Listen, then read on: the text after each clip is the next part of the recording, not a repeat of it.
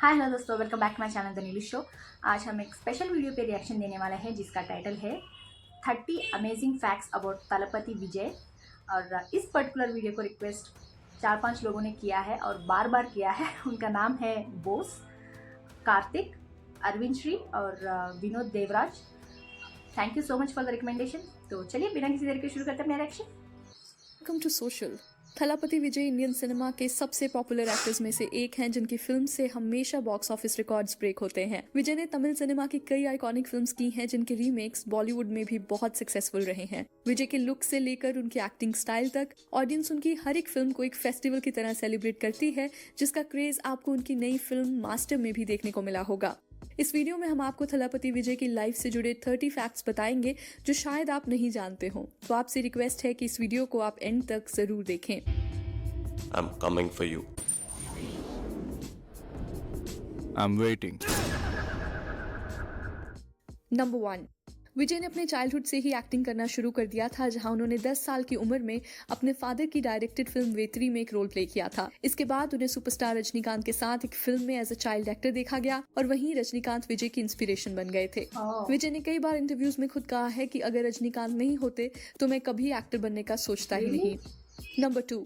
विजय की लाइफ की एक बहुत ही इमोशनल स्टोरी है जो उनके चाइल्डहुड से जुड़ी है। विजय ने अपनी सिस्टर को ब्लड कैंसर की वजह से खो दिया था और उस वक्त उनकी सिस्टर की एज सिर्फ 2 साल थी। विजय उस वक्त 8 साल के थे और उनके लिए वो टाइम बहुत ही डिफिकल्ट रहा था।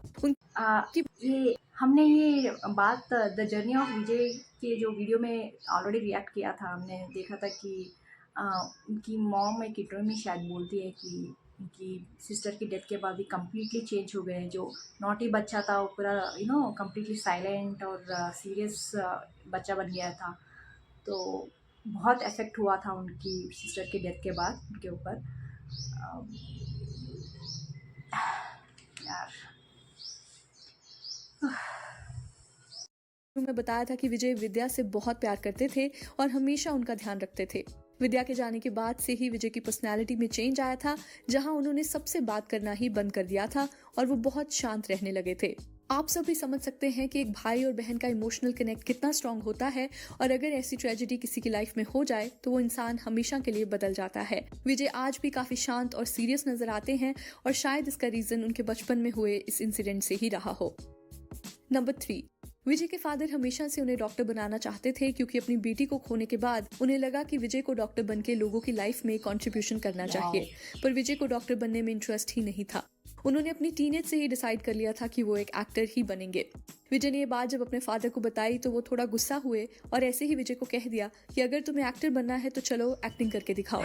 विजय ने फिर रजनीकांत की फिल्म का एक मोनोलॉग सीन एक्ट करके दिखाया, जिससे उनके फादर काफी इंप्रेस हुए। उन्होंने कभी नहीं सोचा था कि विजय एक्टिंग भी कर सकते हैं, पर उस मोमेंट से ही उन्हें भी लगने लगा कि विजय को एज एन एक्टर लॉन्च किया जा सकता है। नंबर 4।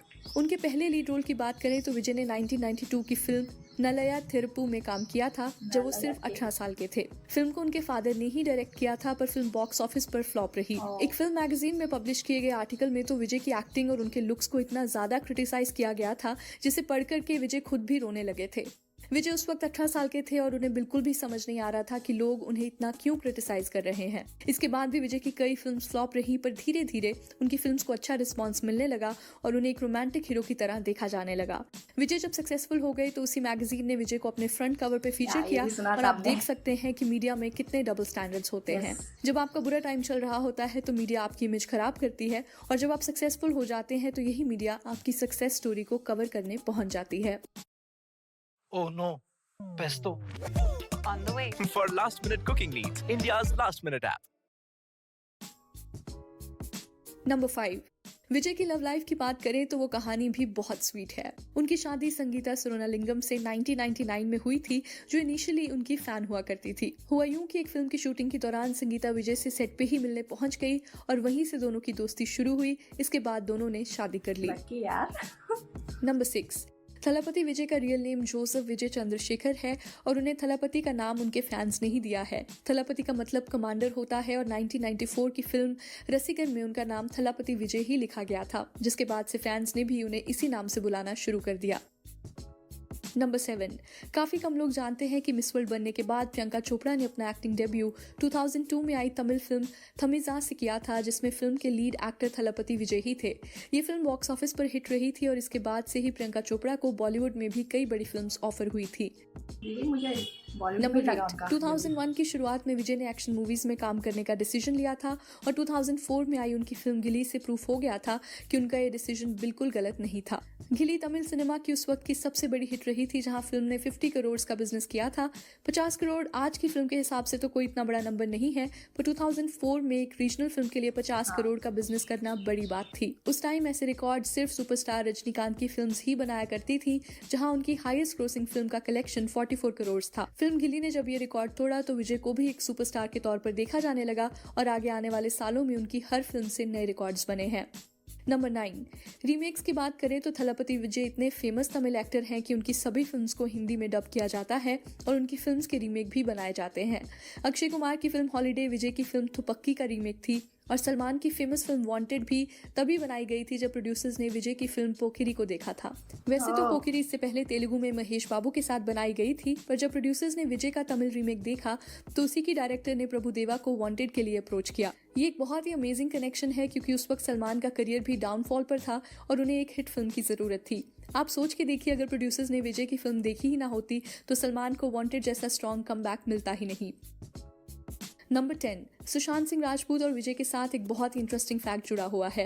हुआ यूं की फिल्म विजिल में विजय के कैरेक्टर की यंग एज और ओल्ड एज दोनों की कहानी दिखाई गई थी। फिल्म में यंग एज वाला कैरेक्टर तो विजय ही प्ले करने वाले थे, पर उसी कैरेक्टर की ओल्ड एज दिखाने के लिए किसी और एक्टर को लिया जाने वाला था। उसी दौरान सुशांत की फिल्म छिछोरे भी प्रोडक्शन में थी, जहाँ मेकअप और प्रोस्थेटिक्स की मदद से उनके कैरेक्टर को भी 2 अलग एजेस में दिखाया गया था। विजिल के मेकर्स को ये बात पता चली तो उन्होंने विजय को सुशांत के कुछ स्केचेस दिखाए और उन्हें बताया गया कि विजय को भी इसी टेक्निक से ओल्ड दिखाया जा सकता है। विजय सुशांत के लुक से काफी इंप्रेस हुए थे, जिसके बाद फिल्म छिछोरे की मेकअप आर्टिस्ट प्रीति शीतल सिंह को ही उन्होंने अपनी फिल्म के लिए अपॉइंट कर लिया था। विजय का लुक फैंस को बहुत पसंद आया और उनके ओल्ड एज लुक को भी अप्रिशिएट किया गया।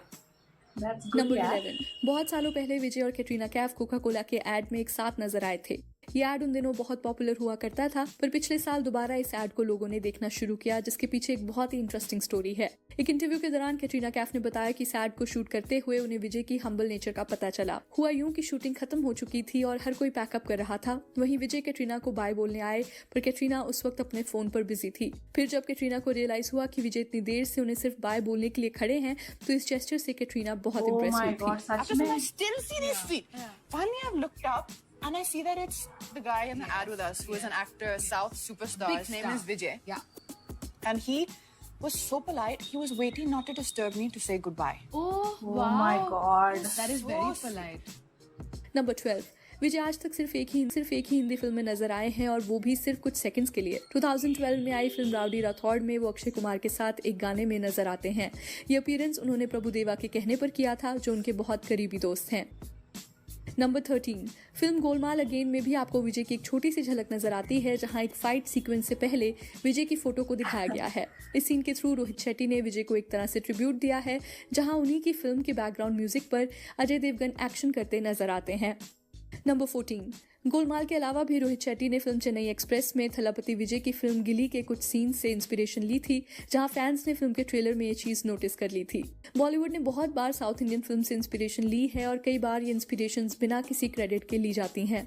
शायद बॉलीवुड में कल्चर ही इस तरह का रहा है, जहां साउथ इंडस्ट्री में जो चीज सक्सेसफुल रही होती है वो वैसा ही कुछ बॉलीवुड में भी बनाने की कोशिश करते हैं, पर ज्यादातर बॉलीवुड रीमेक्स में वो बात ही नहीं होती जो उनकी ओरिजिनल फिल्म में नजर आती है। नंबर 15, फिल्म तो पक्की विजय के करियर की एक बहुत ही आइकॉनिक फिल्म है, जिसने 100 करोड़ से ज्यादा का बॉक्स ऑफिस बिजनेस किया था। तमिल सिनेमा में इससे पहले सिर्फ सुपरस्टार रजनीकांत की मूवीज ही 100 करोड़ प्लस का बिजनेस करती थी और पहली बार ऐसा हुआ था कि किसी नॉन रजनीकांत फिल्म ने इतनी कलेक्शंस की हो। सो इफ यू रियलाइज, विजय ने हमेशा रजनीकांत जी से इंस्पिरेशन ली है और आज विजय ही एक ऐसे एक्टर हैं जिन्हें रजनीकांत के बाद तमिल सिनेमा में इतना रिकग्निशन मिला है। नंबर 16, अगर आप विजय के साथ साथ विद्युत जम्वाल के फैन हैं तो ये फैक्ट आपके लिए है। फिल्म तो पक्की में विद्युत ने ही विलन का रोल प्ले किया था और सभी को उनकी और विजय की ऑन स्क्रीन कंपैटिबिलिटी काफी पसंद आई थी। विजय को अपने कैरेक्टर के लिए अवार्ड्स तो मिले ही थे, पर नेगेटिव रोल के लिए विद्युत को भी साइमा अवार्ड दिया गया था, जो साउथ इंडियन इंडस्ट्री के सबसे प्रेस्टिजियस अवार्ड्स में गिना जाता है। विद्युत ने फिल्म में बहुत ही परफेक्शन से अपना कैरेक्टर प्ले किया था और अगर फिल्म हॉलीडे में उन्हें एज अ विलन कास्ट किया जाता तो शायद ही अक्षय कुमार को इतनी हाइप मिलती। नंबर 17, थलापति विजय की फिल्म सोशली काफी रेलेवेंट होती है, जहां बहुत बार उनकी फिल्म से पॉलिटिकल पार्टीज को प्रॉब्लम भी हुई है। 2013 की फिल्म थलाइवा में भी कुछ ऐसा ही हुआ, जहां गवर्नमेंट ने फिल्म को तमिलनाडु में बैन कर दिया। फिल्म गवर्नमेंट को पॉलिटिकली प्रोवोकेटिव लगी और फिल्म की टैगलाइन टाइम टू लीड से उन्हें लगा कि ये फिल्म लोगों को गवर्नमेंट के खिलाफ करने के लिए बनाई गई है। थिएटर ओनर्स को डराया जा रहा था, जहाँ उनके थिएटर को जला देने की धमकियां दी गई थी। इन सभी चीजों को देखते हुए विजय ने एक वीडियो लॉन्च किया, जिसमें वो फैंस और गवर्नमेंट से फिल्म की रिलीज के लिए रिक्वेस्ट करते नजर आते हैं। थलाइवा को फिर एक हफ्ते बाद कुछ सीन्स और डायलॉग्स चेंज करके रिलीज कर दिया गया, पर तब तक ऑलरेडी फिल्म की पायरेटेड कॉपीज मार्केट में आ चुकी थी, जिसकी वजह से फिल्म को काफी भारी लॉस हुआ। फिल्म ने 100 करोड़ तक का कलेक्शन किया, पर जिस तरह से इसकी हाइप थी, सबका मानना था कि फिल्म 200 करोड़ तो आराम से अर्न कर लेगी।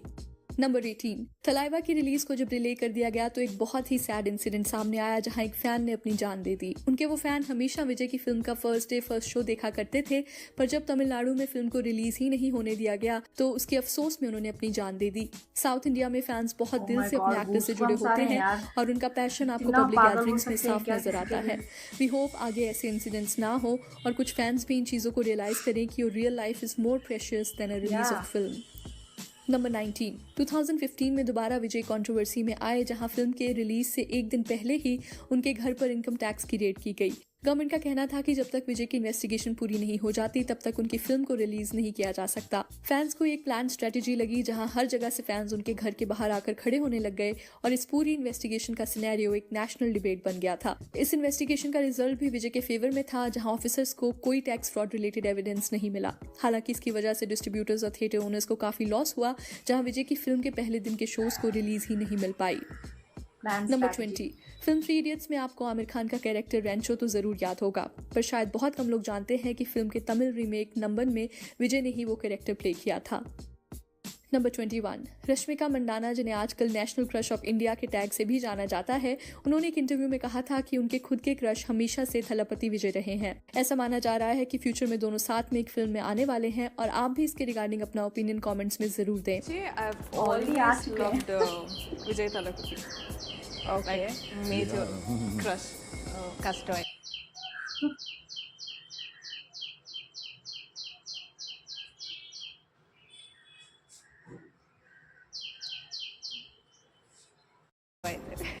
नंबर 22, विजय एक फिल्म की शूटिंग के लिए यूएस गए थे, जहां उन्होंने टॉम क्रूज के बीच हाउस में विजिट किया था। उस घर की लोकेशन और उसका आर्किटेक्चर विजय को इतना पसंद आया कि उन्होंने एग्जैक्टली वैसा ही घर अपने लिए चेन्नई में बनाया है। नंबर 23, थलापति विजय हमेशा से ही सोशल वर्क में सबसे आगे रहे हैं और जैसा कि हम सब जानते हैं कि 2020 में कोविड की वजह से पूरी दुनिया को कितनी मुश्किलों का सामना करना पड़ा। इसी बीच विजय ने 1 करोड़ से भी ज्यादा का डोनेशन रिलीफ फंड्स को दिया था और साथ ही साथ उन्होंने अपने फैंस को भी फाइनेंशियली हेल्प किया, जो लॉकडाउन की वजह से फंस गए थे।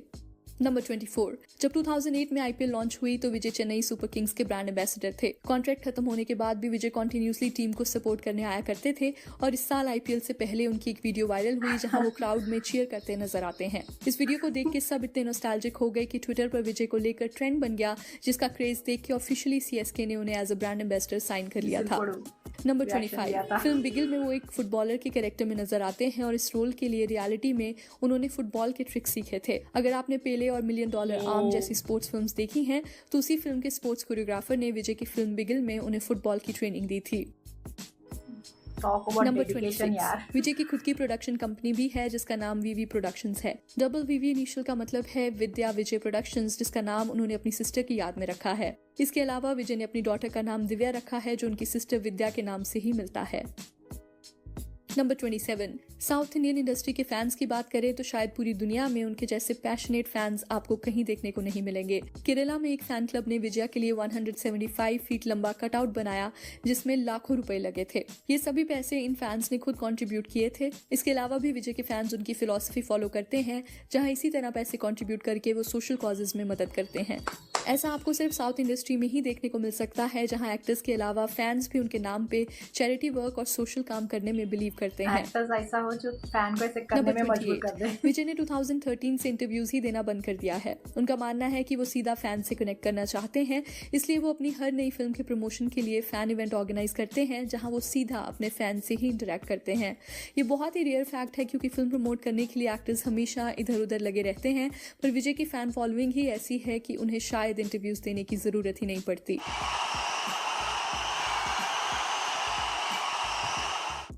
नंबर 29, विजय की नेक्स्ट फिल्म मास्टर को पैन इंडिया में रिलीज किया जाने वाला है। अगर लॉकडाउन नहीं हुआ होता तो ऐसा कहा जा रहा था कि मास्टर से अपनी पुरानी फिल्म बिगिल का रिकॉर्ड भी वो तोड़ देते, जिसने अराउंड 300 करोड़ का बिजनेस किया था। इस फिल्म को थिएटर में रिलीज किया जाने वाला है और माना जा रहा है कि इस फिल्म से लोग थिएटर में वापस आएंगे, जिससे फ्यूचर में आने वाली फिल्म्स को भी फायदा होगा। हम भी इस फिल्म से बहुत एक्सपेक्टेशंस रख रहे हैं और आप भी हमें अपने कमेंट्स में बताएं कि क्या मास्टर ईयर 2021 की पहली बड़ी हिट फिल्म होगी या नहीं।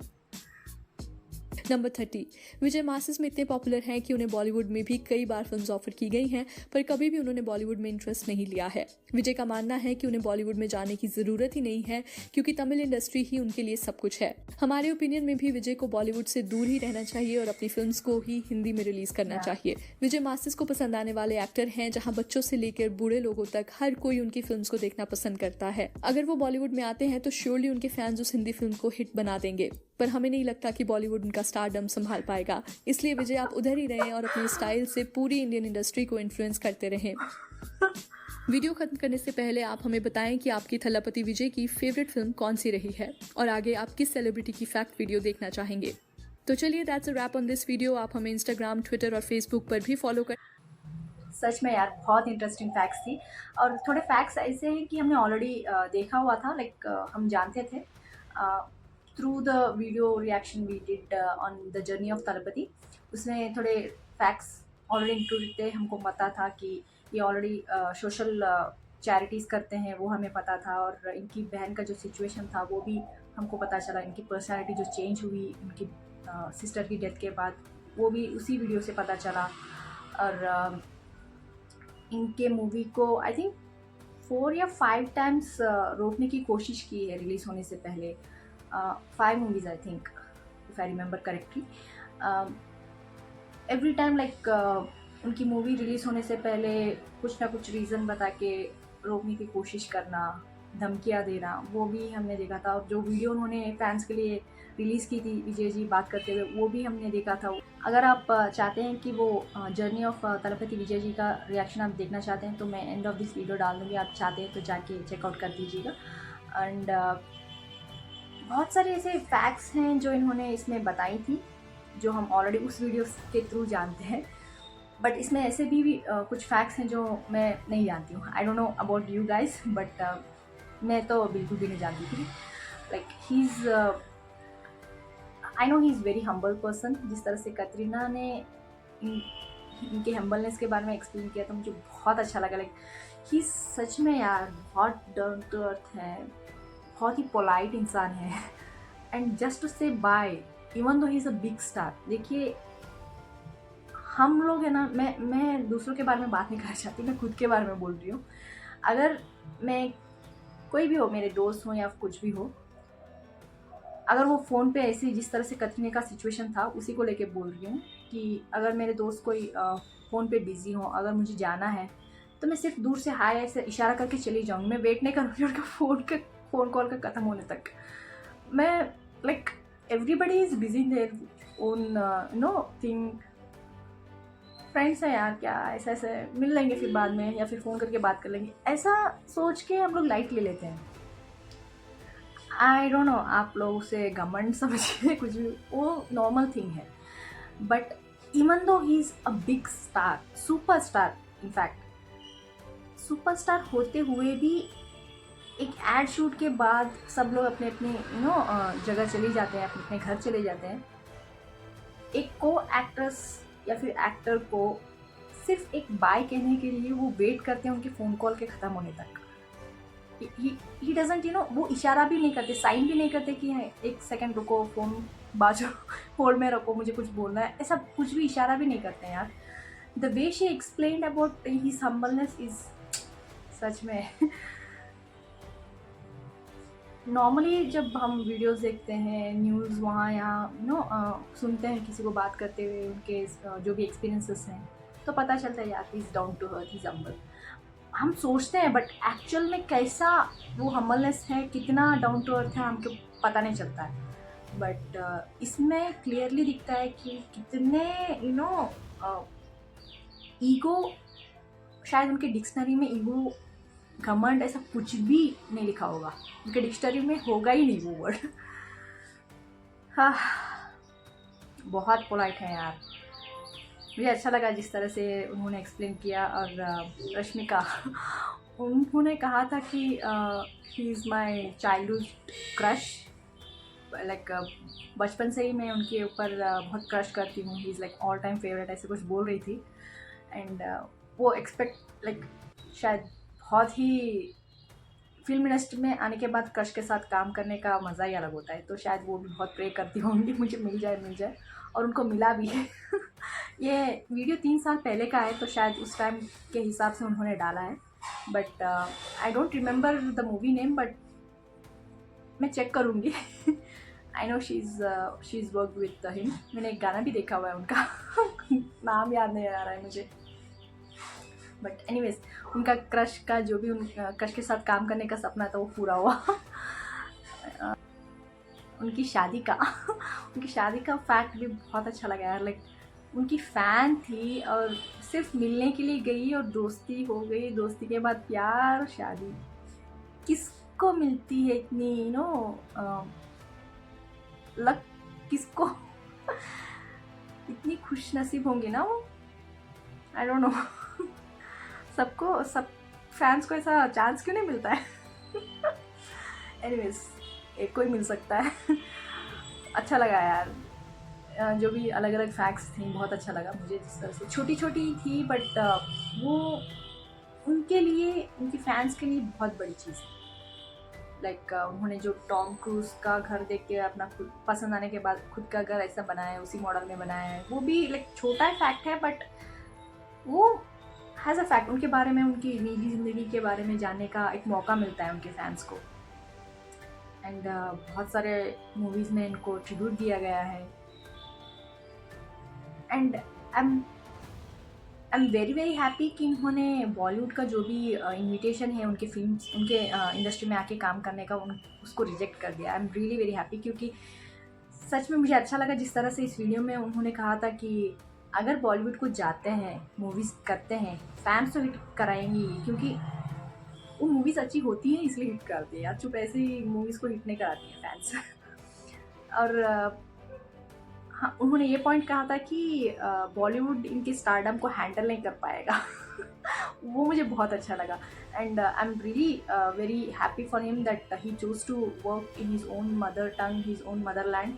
जो भी साउथ इंडस्ट्री है, उन्होंने जहाँ अपने बेबी स्टेप्स लिए एक्टिंग में, जिन्होंने जहाँ जो भी है एक्टिंग के बारे में उन्होंने सीखा है, एक एक स्टेप आगे आ के उन्होंने इस स्टेज तक उनको उनके ही फैंस ने लाया है। तो I think he is done a very great job taking this station. Like मुझे किसी और इंडस्ट्री में जाना नहीं है, क्योंकि मेरा जो भी है, मेरा सब कुछ मेरा तमिल इंडस्ट्री है। जिस तरह से उन्होंने वो बात कही है वो अच्छा लगा मुझे। लाइक जो भी है उन्होंने वही उसी इंडस्ट्री में सीखा है, तो he doesn't want to, after getting all the recognisation, he doesn't want to give up everything and go and start from scratch. For him it might be not starting from scratch, but फिर भी वो बॉलीवुड के जो viewers होते हैं, उनके audience अलग होते हैं, उनके जो भी रिक्वायरमेंट्स अलग होते हैं। तो उन्होंने जो भी अपने एक्टर्स को, अपने जो फेमस एक्टर्स हैं बॉलीवुड में, उनको देख के मूवीज़ बार बार उनके देख के उनके हिसाब से इमेजिन करना, या फिर उनको उनसे दूसरे एक्टर्स को कंपेयर करना, वो एक स्टैंडर्ड की तरह सेट करना, वो माइंडसेट अलग होता है। तो I think for him taking this decision is really very nice and उन्होंने एक तरह से अपने फैंस को रेस्पेक्ट भी दिया है बाय टेकिंग दैट डिसीजन, क्योंकि वो इन जिन फैंस की वजह से इस स्टेज पे आए हैं तो वो छोड़ के नहीं जाना चाहते हैं, उन्हीं फैन के साथ रहना चाहते हैं, उन्हीं फैंस के साथ जो भी मूवीज़ हैं उस रिलीजिंग का, सक्सेस का जो भी प्रेस मीट होता है उसको एंजॉय करना चाहते हैं। अच्छा लगा। एंड ये भी प्रेस मीट का ये भी एक पॉइंट था फैक्ट का कि ये डायरेक्टली मीडिया से कुछ भी बात नहीं करते हैं, लाइक इंटरव्यूज़ जो भी हैं वो एक्सेप्ट नहीं करते हैं, मूवीज़ के प्रमोशन के लिए कुछ भी है वो अपने फैंस के साथ इंटरेक्ट कर सके, उसी एक रीज़न की वजह से वो फ़ैन मीट बनाते हैं। तो वो भी अच्छा लगा मुझे and it shows how he in his heart how he keeps his fans, like कितना इम्पोर्टेंस है फैंस उनके लिए, वो सब दिखता है यार, उनके एक्शंस में दिखता है। बहुत सारे लोग होते हैं बातें करने में बहुत बड़े होते हैं like they doesn't want to do anything physically or to show something, but they just want to say a few words of honey words, actually honey words बोल के चुप ख़त्म हो यार, मैंने बोल दिया, ये लोग समझ जाएंगे, ऐसा सोच रहे हो, ऐसा सोच रहा हूँ, ऐसा कर रहा हूँ या कर रही हूँ, बोल दिया तो बस ख़त्म बात ऐसे ही सोचते हैं। But he is not like that, ये बोलते कम हैं बट एक्शंस में दिखाते हैं जो भी है। अच्छा लगा एंड मैं सच कहती हूँ कि मैंने के मूवीज़ एक दो शायद देखे होंगे बट वो भी कम्प्लीटली नहीं देखा है, लाइक थोड़े बिट्स देखती थी, मुझे पसंद आते थे बट मैं ये नहीं बोल सकती कि मैं उनकी फ़ैन थी। I am being real here. मैं ये नहीं बोलती हूँ कि जब मैंने रिएक्शन चैनल शुरू किया इससे पहले मैं विजय जी के बारे में जानती थी कि ये बहुत बड़े साउथ इंडस्ट्री में बहुत बड़े स्टार हैं, बहुत डाउन टू अर्थ है, हम्बल हैं, वो जानती थी, अच्छे इंसान हैं पर्सनली, और मूवीज़ में भी बहुत उनका बहुत बड़ा फैन बेस है, मूवीज़ में भी बहुत बड़ा हाथ है इनका सक्सेस होने में, तो वो जानती थी। बट ये रिएक्शन चैनल शुरू होने के बाद जिस तरह से आपके रिकमेंडेशंस आते गए, मैं रिएक्ट करती गई तो इनके बारे में जानती गई, तो अभी मैं बोल सकती हूँ कि मैं इनकी फ़ैन हूँ। एंड मुझे ऐसे लोग पसंद आते हैं जो सक्सेस मिलने के बाद भी डाउन टू अर्थ होते हैं और जिनसे सक्सेस मिली है, लाइक द फैंस जिनसे सक्सेस मिली है उनको फिर वापस कुछ देते हैं, ऐसे लोग मुझे बहुत पसंद आते हैं पर्सनली, और जो प्रोफेशनली बहुत इंटैक्ट होते हैं, लाइक प्रोफेशनली तो अपना काम करते हैं और पर्सनली भी बहुत अच्छे इंसान होते हैं, वैसे लोग मुझे बहुत पसंद आते हैं। और मैं उनको उनकी एक्टिंग की वजह से ही नहीं, उनकी पर्सनल लाइफ की वजह से भी पसंद करने लगती हूँ। तो आई थिंक मैं बहुत बार शायद बोल चुकी हूँ इस चैनल पे कि मुझे प्रभास, तेलुगु इंडस्ट्री में प्रभास बहुत अच्छे लगते हैं। हिंदी में मुझे एक्टिंग के तौर पे अच्छे लगते हैं जो स्ट्रगल्स, जिस तरह से स्ट्रगल्स करके उन्होंने लाइक जो भी एक्टर्स हैं स्ट्रगल्स करके अपनी अभी जो स्टेज है उनकी बनाई है, उस तरह से पसंद आते हैं। बट इतना नहीं कि मैं बोल सकूं कि I am a very big fan, ऐसा नहीं बोल सकती हूँ। मैं बोलती हूँ हाँ पसंद आते हैं, उनकी मूवीज़ देखना अच्छा लगता है, ऐसे बोल सकती हूँ। बट रियल लाइफ में अगर सच में अगर पूछा जाए कि आप किसके फ़ैन हो तो मैं चंद लोगों के नाम ले सकती हूँ। तो I think Vijay will be added to my list, like in the top 3। Not top 3, I guess I will be like top 2। हाँ, मैं अभी मैं किसके फ़ैन हूँ वो बात करने के लिए नहीं बैठी हूँ, डिस्कस भी नहीं करना चाह रही हूँ। एनीवेज मुझे बहुत अच्छा लगा ये वीडियो, जिसने भी रिकमेंड किया है, इन 4 लोगों ने जो बार बार रिकमेंड कर रहे थे, thank you so much for recommending this. आप लोग बताएं आपको कैसा लगा, कमेंट्स में ज़रूर लिख के भेज दीजिएगा। लाइक शेयर एंड सब्सक्राइब करना मत भूलिएगा। फिर मिलते हैं अगले रिएक्शन में, तब तक के लिए बाय।